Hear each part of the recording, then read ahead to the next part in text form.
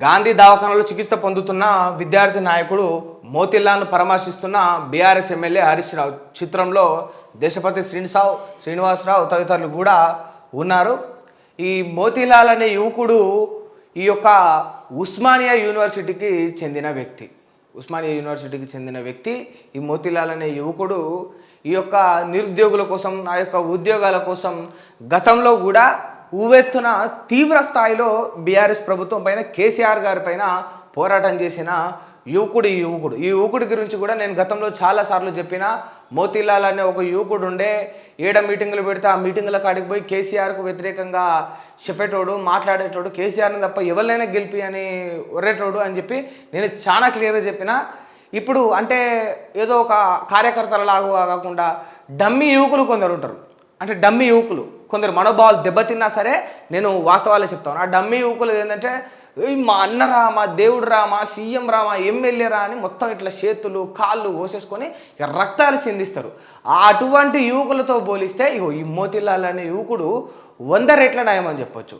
ప్రభుత్వంలో ఎవడైనా ఉండని, నేను యువకుని, నేను ఈ రాష్ట్రానికి చెందినవాడిని, నాకు, నా తోటి విద్యార్థులకు, నా తోటి యువకులకు, నా స్నేహితులకు ఉద్యోగాలు రావాలని అది ఏ పార్టీ వాడైనా సరే, ఏ నాయకుడైనా సరే నేను ఇట్లనే కొట్లాడతా అని చెప్పేసి గతంలో కేసీఆర్ ప్రభుత్వం పైన ఎట్లయితే ఫైట్ చేసిండో ఇప్పుడు ఈ యొక్క రేవంత్ రెడ్డి కాంగ్రెస్ ప్రభుత్వం పైన కూడా ఏమాత్రం తగ్గకుండా అదే తీరులా ఇక్కడ చూడొచ్చు. ఆమర నిరాహార దీక్ష చేస్తుండే గత 7 రోజుల నుంచి ఇవాళకి అది 8వ రోజు.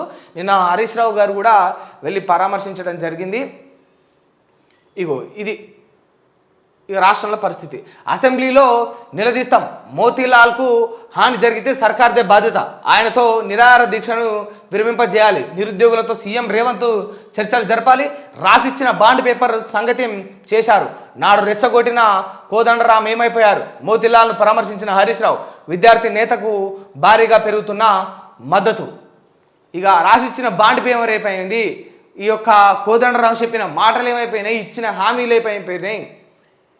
అధికారంలో రాకముందుకు గొప్ప గొప్ప ప్రగాఢవాలని పలికిరు కదా, ఇప్పుడు వచ్చిన తర్వాత అట్లా నిరుద్యోగులు, యువకులు ఆమర నిరాహార దీక్ష చేయాల్సిన పరిస్థితి నేడు రాష్ట్రంలో వచ్చింది. మరి ఎందుకు ఇంకా దీనిపైన ప్రభుత్వం స్పందిస్తలేదని చెప్పేసి హరీష్ రావు గారు దీనిపైన మాట్లాడడం జరిగింది. రైట్, వాస్తవానికి ఏంటంటే ఇది యువకుల నుంచి కావాల్సింది ఇది. ఆడెవ్వడైనా సరే, అధికారంలో ఎవడైనా ఉండని, ప్రభుత్వంలో ఎవడైనా ఉండని, నీ స్థాయిలో నీకు తగ్గట్టు నువ్వు ఏమాత్రం తగ్గకుండా ఇట్లా న్యూట్రల్గా నువ్వు ఎప్పుడైతే ప్రజల పక్షాన, నిరుద్యోగుల, ఉద్యోగుల, యువకుల పక్షాన ఉండి ఫైట్ చేస్తావో అప్పుడు సరైన న్యాయం జరుగుతుంది తప్ప కొందరు ఉంటారు. ఇది నేను వాస్తవంగా చెప్తా ఉన్నా, ఇదే ఓయూలా, ఇదే నిజాంలా, ఇదే కేయూలా కొందరు ఉంటారు. ఏమంటే మా కేటీఆర్ అన్న, ఏమంటే మా రేవంత్ అన్న, ఏమంటే మా కేసీఆర్ బాపు, ఏం తగ్గకుండానే జై బండి సంజయ్ అన్న, ఇట్లా వాళ్ళ కోసం వీళ్ళు రక్తాలు చిందించేది ఒక్కటే తక్కువ, కోసుకొని రక్తం ఇట్లా పోసుడు ఒకటే తక్కువ. పాలాభిషేకాలు, పూలదండలు, బొట్లు, జేజేలు, జెండాలు, కండువాలు అదంతా వేరే విషయం.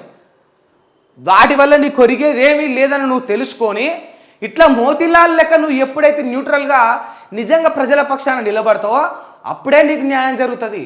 నువ్వు ఒక నాయకుడికి ఊడిగం చేస్తున్నంత కాలం నీ బ్రతుకు దినదినం దిగజారిపోతూనే ఉంటుంది. ఇది గుర్తుపెట్టుకో.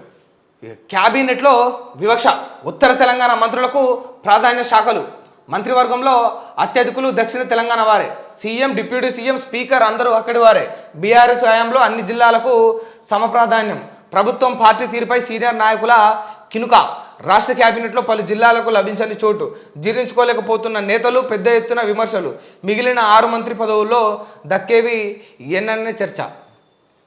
ఉత్తర తెలంగాణ, దక్షిణ తెలంగాణ, నా బొంద తెలంగాణ, నీది తెలంగాణ, నాది తెలంగాణ, ఆంది తెలంగాణ, ఈంది తెలంగాణ, ఈ గిల్ల కూడా సిచ్చులే పెడతారు. గిల్ల కూడా సిచ్చులే. వదిలేయాలి ఏముంటుంది చెప్పు. అది ఆల్రెడీ తెలుగు అని సిచ్చు పెట్టుకున్నాము, అయిపోయా, అదో రాష్ట్రం ఇదో రాష్ట్రం వచ్చింది. ఎందుకంటే సరే మన రాష్ట్ర ప్రయోజనాల కోసం కావచ్చు, లేకపోతే ఈ ప్రాంతం, ఈ తెలంగాణ జిల్లాలు కరువు కాటకంలో ఉండడం వల్ల కావచ్చు, వాళ్ళు చూపిన వివక్షత కావచ్చు, అదొక రీజనబుల్గా ఉన్నది. ఇంట్లో కూడా ఆ దక్షిణ తెలంగాణోడు, ఇటు ఉత్తర తెలంగాణోడు, అక్కడోళ్ళకే పదవులు వచ్చినాయి, ఇక్కడోళ్ళకే పదవులు వచ్చినాయి, ఈ జిల్లా వాళ్ళకి రాలే, ఆ జిల్లా వాళ్ళకి వచ్చినాయంటే ఇజ్జత్ పోతుంది. చెప్పుకోనికి పేపర్లకి ఇటువంటి మా వార్తలు ఎట్లా ముద్రించబుద్ధి అవుతున్నాయో తెలియదు, కానీ ఎవరికైనా ఇంటే మాత్రం సిగ్గుపోతుంది.